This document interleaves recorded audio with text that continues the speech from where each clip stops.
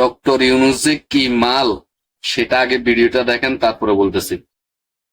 সবচেয়ে নাজুক অবস্থা ফেনী জেলার মানুষের। বন্যা পরিস্থিতি এবং কিভাবে হুট করে জেলাটি তলিয়ে গেল এ নিয়ে পর্যবেক্ষণে আসে মার্কিন প্রভাবশালী সংবাদ মাধ্যম সিএনএন-এর সাংবাদিক এনা কোরেন। পথঘাট সব প্লাবিত থাকায় নৌকা যুগে ঘুরে দেখেন এবং বানভাসী মানুষের সঙ্গে কথা হয় তার। Feni, the epicenter of the floods here in ফ্যামিলির আশ্রয় কেন্দ্রে দিয়েছি আমি, এগুলো থাকি ঘর বাইঙ্গা করিয়েছি, থাকার আর কোনো ব্যবস্থা নাই। নিঃস্ব মানুষদের কেউ কেউ এই বন্যার পানিকে ভারতের বলে সিএনএন-এর কাছে তুলে ধরেন। বাংলাদেশের মানুষকে এভাবে বিপদে ফেলে দেয় ভারতকে ঘৃণা করেন বলেও ক্ষোভ প্রকাশ করেন দুর্যোগ কবলিতরা। as the Bangladeshis are concerned.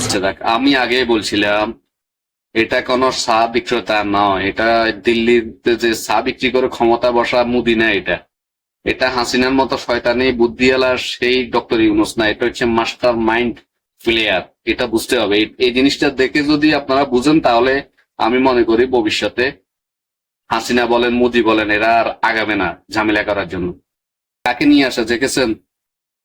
CNN, এটা আমেরিকার সবচেয়ে প্রভাবশালী একটা সংবাদ মাধ্যম, যে সংবাদ দেওয়ার সাথে সাথে পুরা দুনিয়া এই ঘটনাটা দেখেছে। সঙ্গে সঙ্গে আমেরিকা জাতিসংঘে ইন্ডিয়ার দিকে আঙ্গুল তাক করে, অভিযোগের আঙ্গুল তাক করে রেখেছে। পুরা দুনিয়া এখন জানে এটা ইন্ডিয়ার দোষ। কোথায় যাবেন?